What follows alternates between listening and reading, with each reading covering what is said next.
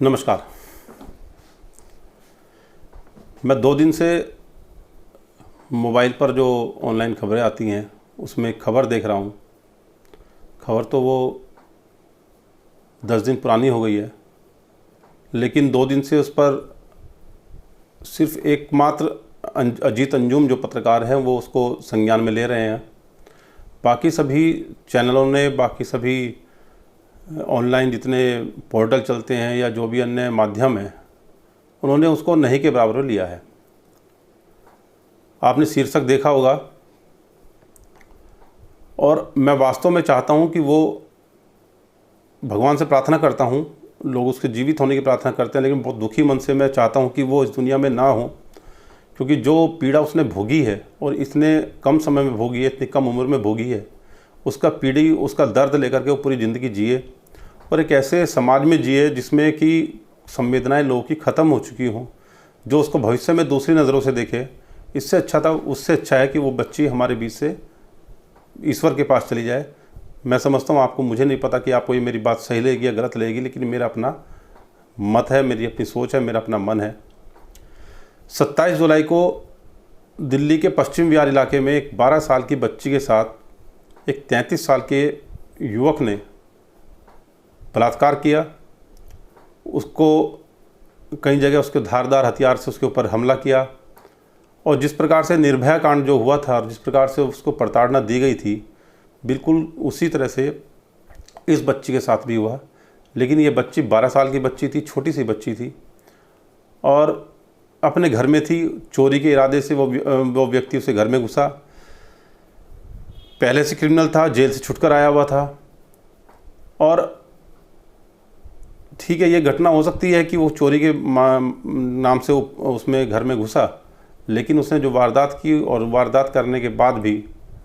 हम उस बच्ची के लिए भगवान से प्रार्थना करने के नाम पर भी हम खुद खड़े नहीं हो रहे, क्योंकि कोई नेता, कोई पार्टी, कोई राजनीतिक वोट का इसमें किसी को नज़र नहीं आ रहा है। और मुझे तो लगता है कि अब अगर ऐसे मुद्दे जब बढ़ रहे हैं तो सभी पार्टियों को इस पर राजनीति करनी शुरू कर देनी चाहिए, जिससे कम से कम लोगों को मालूम तो हो कि वो उनको किसी के लिए दुआएं मांगनी है, किसी के लिए प्रार्थना करनी है, किसी लिए कैंडल जलानी है, किसी के लिए दिए जलाने हैं, किसी के लिए गंगा जी में दिए प्रवाहित करने हैं। 2012 में जब निर्भया कांड हुआ था, उसके बाद जिस प्रकार से पूरे देश में लोग घरों से निकल कर के आए थे, उसका बहुत बड़ा आधार था कि आरएसएस ने लोगों को घर से निकाला, और इसलिए निकाला था कि उनको 2014 में वोट चाहिए थी। बड़ा दुख होता है कि इन घटनाओं पर भी लोग वोट न लेने की और दूसरी सरकारों को बदनाम करने का काम करते हैं। लेकिन इसमें कांग्रेस या सपा, बसपा और जो भी केजरीवाल, अन्य जो भी पार्टियां हैं, वो क्यों नहीं इन घटनाओं को प्रमुखता से जनता के बीच में लेकर के आती, जिससे कि कम से कम कोई जागरूकता हो, किसी प्रकार का कोई भय लोगों के बीच में बने। और ये देख कर के, सुन कर के और बड़ा दुख होता है कि जब से निर्भया कांड के आरोपियों को फांसी हुई, उसके बाद से सामूहिक बलात्कार जिसको बोलते हैं, उस प्रकार के जघन्य अपराधों में 132% की बढ़ोतरी हुई है। मतलब और कि ये जो घटने के बजाय और उसमें कोई कानून बनने के बजाय, उसमें और दुख का विषय यह है कि हमारी नाबालिग बच्चियां, हमारी छोटी छोटी बेटियां, वो सुरक्षित नहीं हैं। और इसमें सबसे बड़ा एक दुख ये भी है कि 92% इस प्रकार की घटनाएं परिवार के मामा, चाचा, ताऊ, पड़ोसी, किराएदार, इन सब के लोगों ने ये घटनाएं की हैं। तो हम कौन सी दिशा में जा रहे हैं, कहाँ जा रहे हैं? और अगर ऐसा ही हमारा समाज बन रहा है तो मैं समझता हूँ बेटियों को ज़िंदा रहने की ज़रूरत क्या है। और अगर आपके अंदर भी संवेदनाएं नहीं हैं, जिस प्रकार से मैं तो कई दिनों से अखबार पढ़ रहा हूँ, उसमें कोई भी ऐसी प्रमुखता से कोई खबर नहीं छपी है, और यदि कोई राजनीतिक पार्टी इस घटना को सड़क पे लेकर के आती तो मैं समझता हूँ कि उसको इस जगह मिलती, उसको एक सीरीज छपती, रेगुलर छपता। लेकिन जो भी पार्टियाँ अभी सत्ता में नहीं हैं, वो इसको वोट का मुद्दा नहीं बना रही हैं, तो जनता के सामने नहीं आ रहा है। लेकिन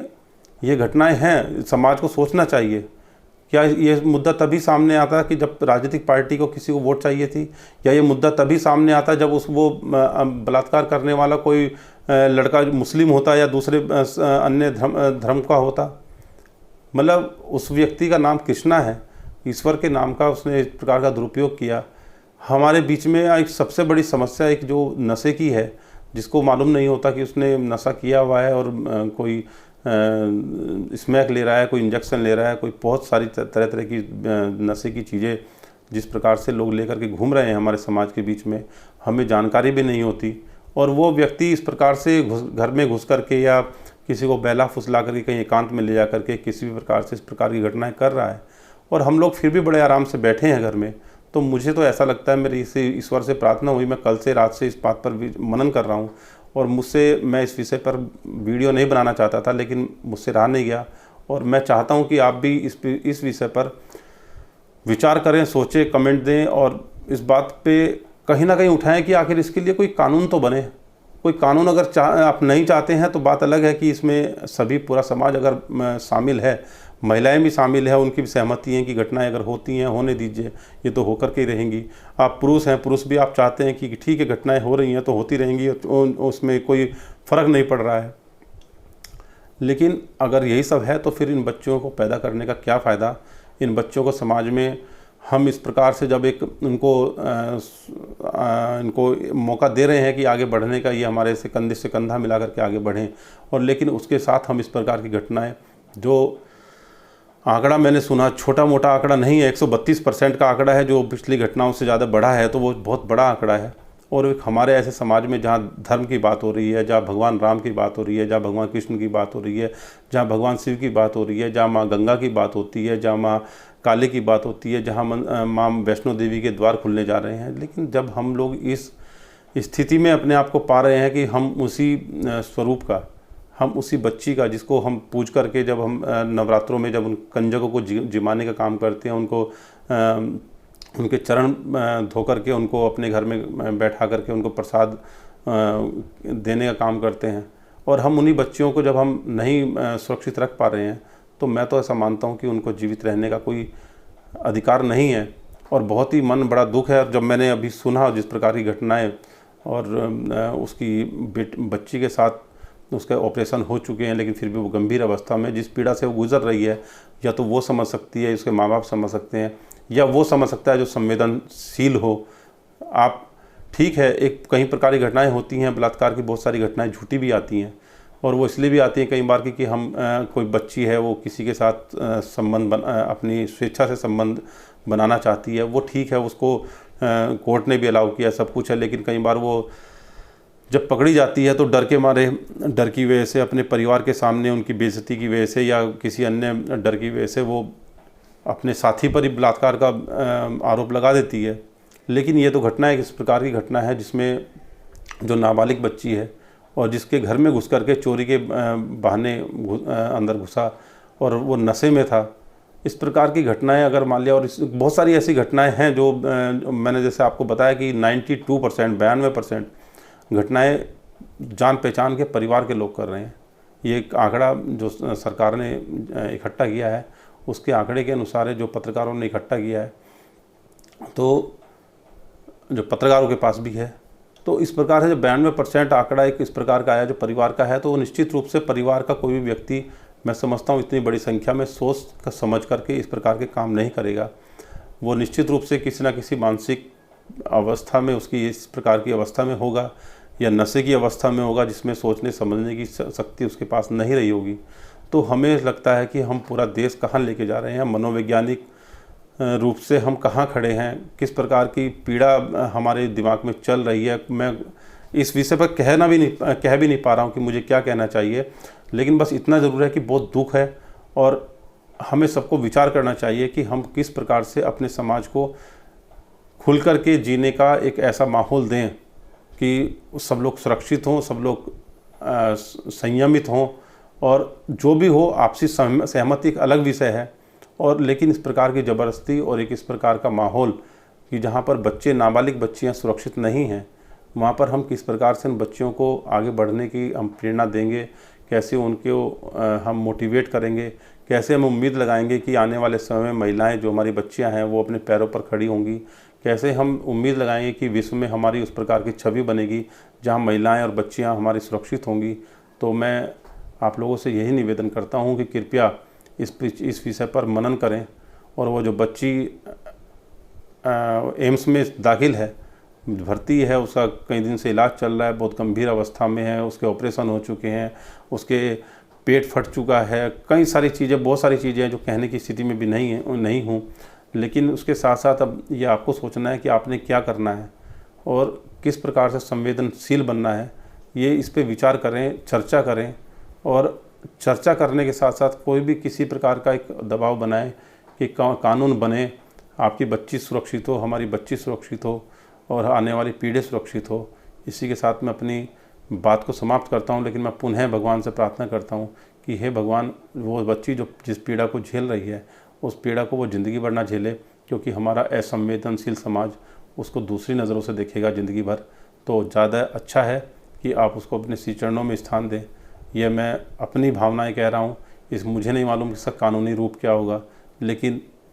मैं यही चाहता हूँ कि जिस समाज में इस प्रकार के संवेदनहीन लोग रहते हों और जिसमें संवेदनाएं बिल्कुल समाप्त होने जा रही हों, और हम बहुत सारे ऐसे केस हरियाणा में, यूपी में, हिमाचल में, राजस्थान में, मध्य प्रदेश में, कर्नाटक में, महाराष्ट्र में, सब जगह देख रहे हैं,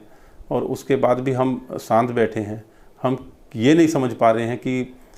हमारा जो समाज के लोग हैं उनकी मानसिक स्थिति कहाँ है। हमें इस पे चिंता करनी चाहिए, हमें इस पे चिंता करनी चाहिए कि हमारा जो भाई है, हमारा साला है, हमारा जीजा है, हमारा मामा है, जो भी हमारे आसपास का है, वो किसी मानसिक पीड़ा से तो नहीं गुजर रहा है। मानसिक पीड़ा से गुजर रहा है तो हम उसको सपोर्ट करते हैं या नहीं करते हैं, हम उसको समझते हैं कि नहीं समझते हैं, हम अपने बेटे को समझते हैं कि नहीं समझते हैं, हमें उससे संवाद रखते हैं कि नहीं रखते हैं। हम दोनों मोर्चों पर फेल हैं, एक अच्छे नागरिक होने के नाते फेल हैं। हम सारे काम सरकार नहीं कर पाएगी, इस बात को मैं पुनः ये कहना चाहता हूँ। हमें पहले समझना पड़ेगा कि हमारे साथ में रहने वाला, हमारे रिश्तेदार, हमारा परिवार का सदस्य, वो मानसिक रूप से स्वस्थ हो, वो नशा ना करता हो, वो अन्य किसी समस्याओं में ना उलझा हो, वो किसी से ऐसी प्रकार की घटनाओं से ना जुड़ गया हो जो उसको अंदर से भयभीत करती हो, जो उसको क्राइम करने के लिए तरफ प्रेरित करती हो। तो आप सबको ये सब सोचना होगा, और नहीं सोचेंगे तो एक अच्छा समाज नहीं बन पाएगा, ना आपका अच्छा घर बन पाएगा। तो मैं निवेदन करता हूँ कि आप सब लोग संवेदनशील होकर के इन सब घटनाओं को सोचें, समझें और एक जागरूक होने का प्रयास करें। और इसमें यदि किसी प्रकार की कोई भी जानकारी या मदद लेनी हो तो मैं उसके लिए सदैव तैयार हूँ। इसके लिए आप मुझे नीचे कमेंट्स में अपना जो भी आप डिटेल देना चाहें दे सकते हैं, लेकिन मेरी इच्छा है कि एक संवेदनशील समाज की स्थापना हो। जय हिंद, जय भारत।